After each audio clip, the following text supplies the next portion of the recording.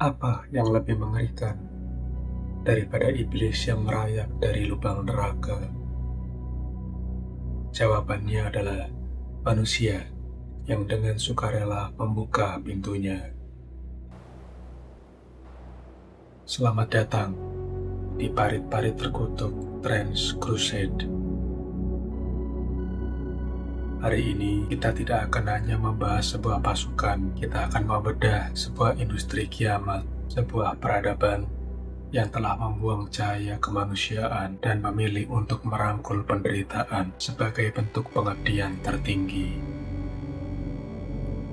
Dari para pemimpin spiritual yang menyuarakan mantra-mantra pemutus nalar hingga pembunuh senyap yang jantungnya ditenagai oleh nyawa manusia tak bersalah.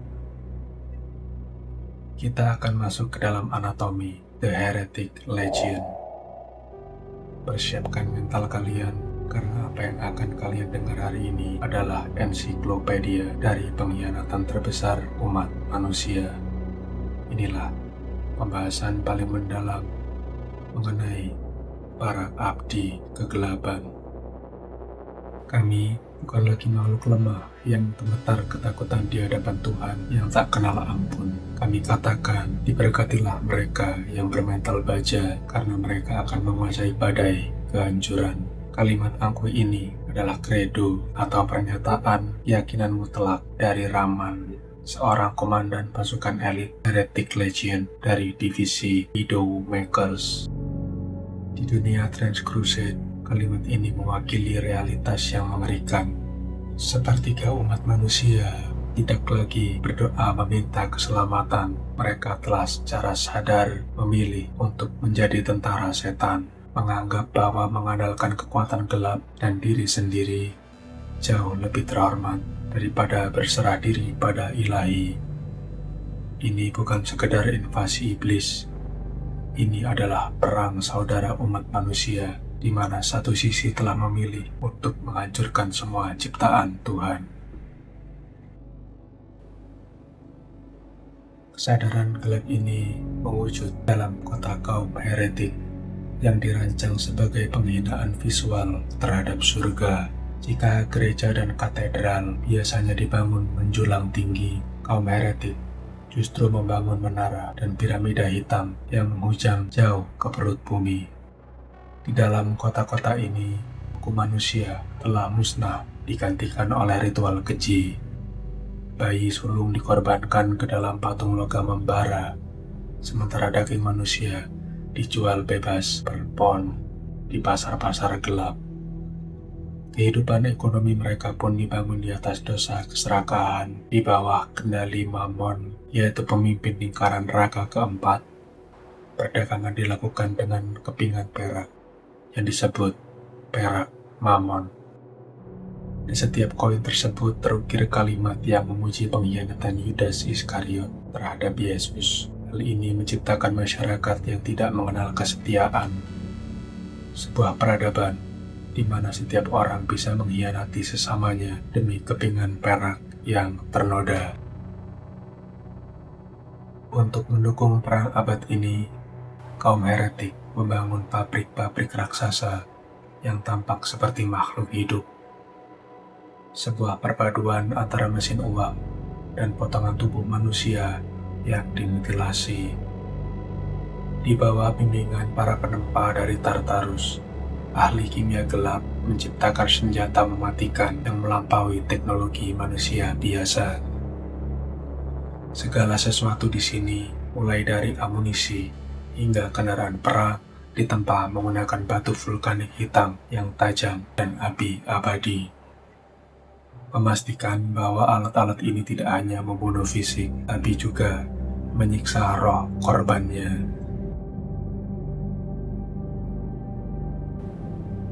Menjadi bagian dari barisan para heretik bukanlah pilihan yang mudah. Calon prajurit harus melakukan ziarah menyiksa menuju gerbang neraka melalui jalan yang disebut Valley of Tears atau lembah air mata. Jalanan ini tidak diaspal dengan batu, melainkan dilapisi oleh jiwa-jiwa yang terus meratap. neraka tidak menerima mereka yang setengah-setengah dalam berbuat dosa. Mereka yang dianggap tidak cukup jahat atau lemah akan dibuang begitu saja, dibiarkan hidup menderita selamanya di tengah tumpukan mayat yang terbakar. Hanya mereka yang mampu menahan panas api neraka hingga kulitnya hangus menghitam yang dianggap layak. Sejak saat itu, mereka akan diberi tanda milik iblis secara permanen. Tubuh mereka bukan lagi milik mereka sendiri, melainkan properti abadi neraka. Prajurit dasar inilah yang disebut heretic trooper, inti dari pasukan yang jiwanya telah dikutuk selamanya. Di garis depan, kepemimpinan militer dan spiritual menyatu dalam sosok heretic priest. Mereka adalah mantan pendeta manusia yang telah jatuh dan kini menjadi perantara bagi kekuatan seperti Pazuzu atau Guison. Melalui mantra goetik, mereka memanggil iblis yang mampu membuat musuh membatu. Saat mereka membacakan profane gospels, dampaknya bersifat fisik. Telinga pasukan gereja akan mengucurkan darah, dan bola mata mereka bisa meledak di dalam rongganya.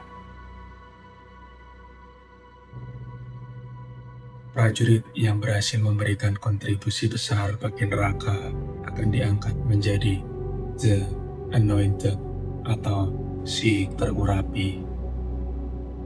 Mereka dikirim untuk bersemedi di pesisir Lake of Fire atau danau api yang busuk dan berminyak.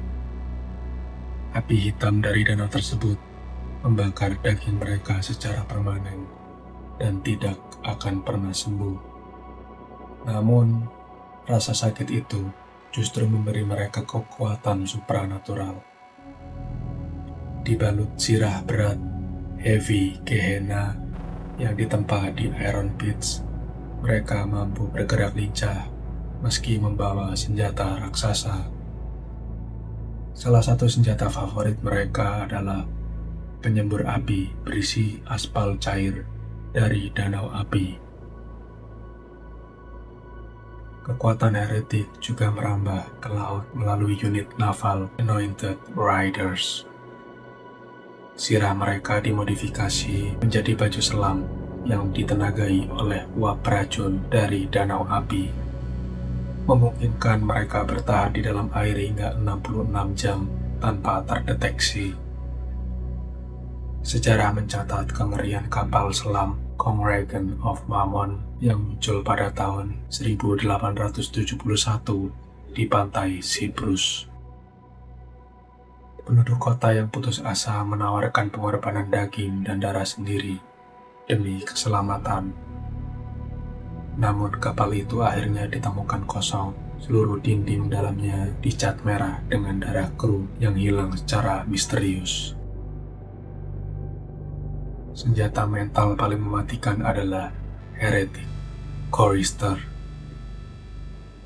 Terlahir dari mereka yang melakukan bunuh diri ritual sebagai ejekan terakhir kepada Tuhan, mayat mereka akan dibangkitkan setelah 9 hari. Mereka memanggal kepala sendiri dan mengangkatnya tinggi-tinggi untuk menyanyikan kidung dari Inferno. Suaranya menghancurkan mental musuh hingga gila. Varian di bawah airnya, Drown Chorister, membawa lagu Leviathan yang memicu rasa iri mematikan, hingga penduduk kota saling membantai demi bergabung dalam Drown Choir atau menyatu menjadi raksasa Leviathan Chorus. Melengkapi barisan ini, neraka melepaskan War Wolf Assault Beast yang dirancang khusus untuk memotong kawat berduri.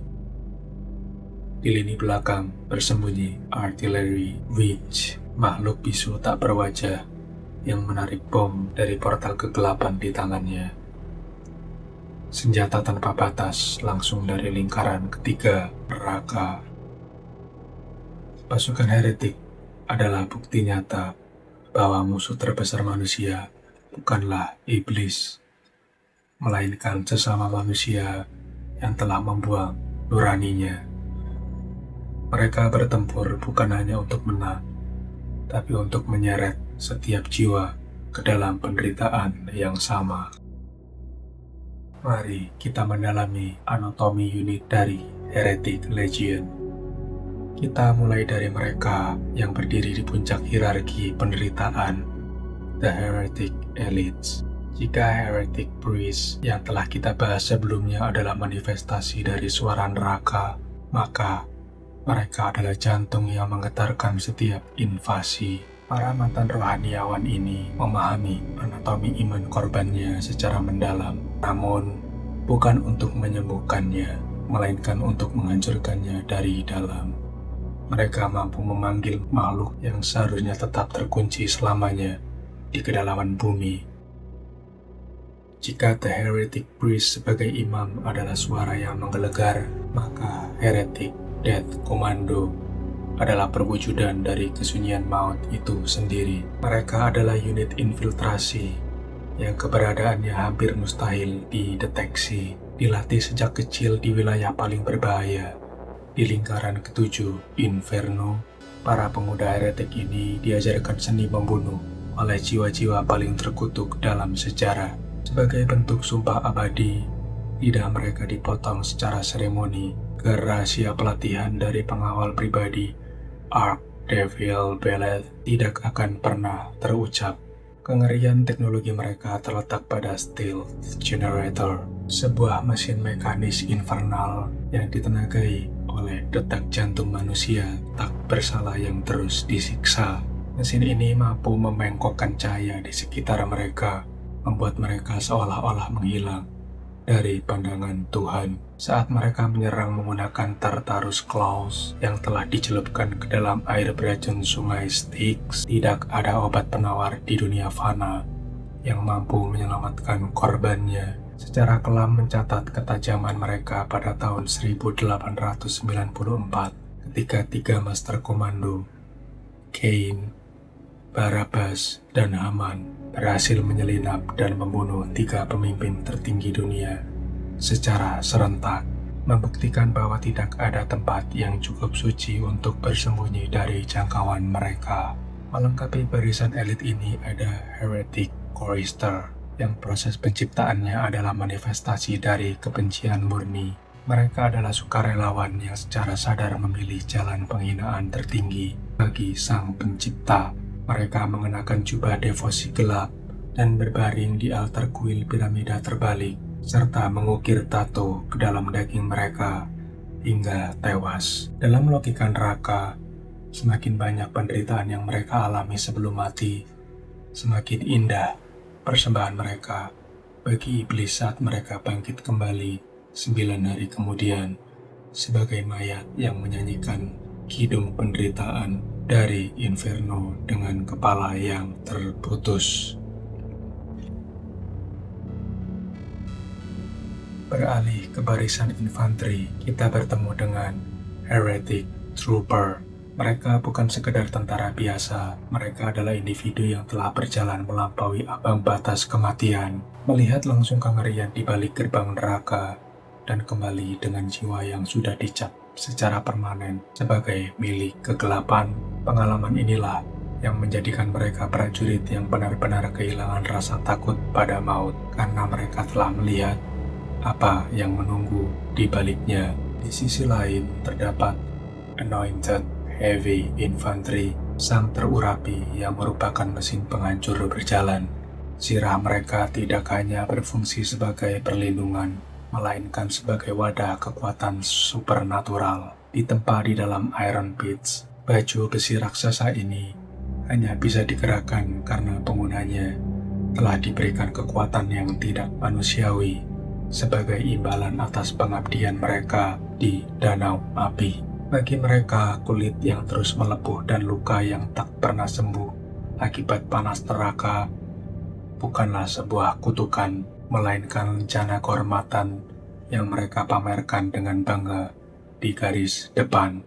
Kekuatan ini juga merambah hingga ke dasar samudera melalui Naval Anointed yang mampu menyusup tanpa terdeteksi selama 66 jam menggunakan campuran gas uap neraka.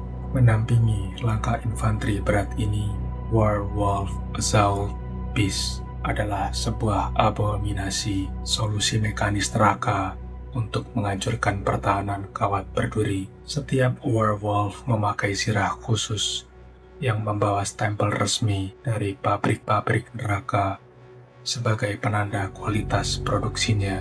Tidak memiliki rasa takut, hanya insting primal untuk menerjang dan memotong apapun yang menghalangi. Dari kejauhan, medan perang dihantui oleh sosok artillery witch. Banyak pengamat militer di New Antioch meragukan apakah mereka benar-benar makhluk hidup atau sekedar produk buatan pabrik lingkaran ketiga neraka. Tanpa suara, tanpa wajah yang pernah terlihat, mereka berdiri tegak di garis belakang, mampu memanifestasikan gerbang tengah malam langsung dari telapak tangan mereka. Tidak memerlukan logistik amunisi, setiap bom yang mereka lemparkan diambil langsung dari kedalaman neraka saat portal tersebut terbuka.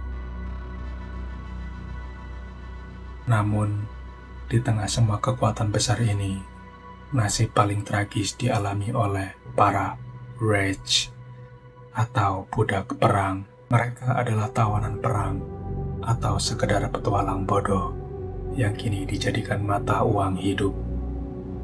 Untuk memastikan kepatuhan, mereka ditandai dengan tato flesh eating, sebuah sihir hitam yang akan mulai memakan daging mereka secara perlahan jika mereka mencoba melarikan diri dari majikannya. Agar tetap berguna di medan perang, mereka terus-menerus dicekoki obat-obatan dosis tinggi yang menghancurkan akal sehat, namun menyisakan agresi brutal yang tak terkendali. Di mata para elit heretik, mengorbankan nyawa para Wraith di garis depan dianggap sebuah amal baik yang akan meningkatkan status sosial mereka di mata para penguasa neraka. Di luar barisan reguler Legion, terdapat entitas yang melayani bukan karena ideologi, melainkan karena rasa lapar yang tak terpadamkan dan kontrak gelap. Kita mulai dengan makhluk yang bahkan membuat iblis sekelas Beelzebub merasa kagum akan kerakusannya, Sin Eater atau sang pemakan dosa. Makhluk raksasa yang membengkak hingga ke titik hampir pecah ini adalah manifestasi dari kerakusan manusia yang telah melampaui batas kewajaran. Salah satu legenda paling kelam mengenai asal-usul mereka berakar dari tragedi Wormlock, sebuah kota kecil di Bavaria. Di sana, seorang pendeta menyimpan rahasia keji. Ia tidak lagi mendengarkan pengakuan dosa untuk memberikan pengampunan, melainkan untuk menikmatinya sebagai sebuah hidangan spiritual. Kekuatan gelap dari gerbang neraka merespon obsesi menyimpang ini dengan mewujudkan kerakusan batin sang pendeta menjadi bentuk fisik yang mengerikan. Tubuhnya tumbuh membengkak secara abnormal hingga ia tak lagi bisa bergerak dari bilik pengakuannya, sampai akhirnya ia meledak di tengah gereja yang terbakar, meninggalkan sisa daging dan darah yang kini menjadi cetak biru bagi terciptanya makhluk yang kita kenal sebagai Sin Eater. Makhluk yang selalu merasa lapar dan terus mengincar daging yang tercemar dosa. Jika Sin Eater mewakili kerakusan fisik, maka Chaotic Warlock adalah perwujudan dari pengkhianatan spiritual yang paling ironis di seluruh dunia Trench Crusade. Mereka tidak lahir dari keinginan sendiri, melainkan hasil dari proses manufaktur keji di pabrik-pabrik maut lingkaran ketiga neraka. Para warlock ini diciptakan dari para pendeta, biksu, dan rohaniawan suci yang tertangkap dalam peperangan. Daging mereka dibakar habis menggunakan api neraka dalam ritual yang sangat menyiksa. Namun sebuah kontrak iblis dipaksakan kepada mereka agar jiwa mereka tetap terikat pada kerangka yang masih hidup di dalam sirah mesin yang ditandai rune goetic abadi. Ironisnya, mereka yang dulu bersumpah untuk melindungi umat manusia, kini dipaksa menjadi pemburu yang paling efektif dalam kegelapan. Tatapan mata mereka mampu menyebabkan kebusukan daging seketika atau nekrosis. pada tubuh musuhnya. Mereka seringkali terlihat memuliti korban hidup-hidup untuk dijadikan sampul kulit manusia yang digunakan untuk menulis buku sihir atau bahkan mengenakan wajah korbannya sebagai topeng ilusi. Keberadaan mereka sangat langka dan berharga, menjadikan mereka sebagai komoditas elit dalam politik neraka. Mammon mengelola jasa batalion warlock ini sebagai tentara bayaran kelas atas yang hanya akan ia lepaskan kepada komandan heretik yang sanggup membayar harga dengan sangat tinggi menggunakan kepingan perak Mammon. The Heretic Legion adalah cerminan retak dari kemanusiaan kita sendiri. Dari semua unit yang kita bahas tadi, mulai dari kengerian nyanyian para chorister hingga pengkhianatan abadi para Goetic Warlock, mana yang menurut kalian memiliki latar belakang paling kelam? Jika kalian menikmati pembahasan lore mendalam seperti ini, pastikan untuk menekan tombol like dan subscribe untuk mendukung channel UMKM kami ini. Sebagai catatan penutup, seluruh informasi dalam video ini adalah hasil riset kami berdasarkan berbagai sumber primer, trans, crusade, dan literatur yang tersedia saat ini. Namun, dunia ini sangat luas. Jika kalian menemukan poin yang terlewat, informasi yang kurang tepat, atau memiliki perspektif berbeda, silakan berdiskusi di kolom komentar. Terima kasih telah menonton video ini hingga akhir. Kami pamit undur diri. Dan ingatlah, di balik ini, bahkan kemanusiaan pun seolah menutup mata. Sampai jumpa di video selanjutnya.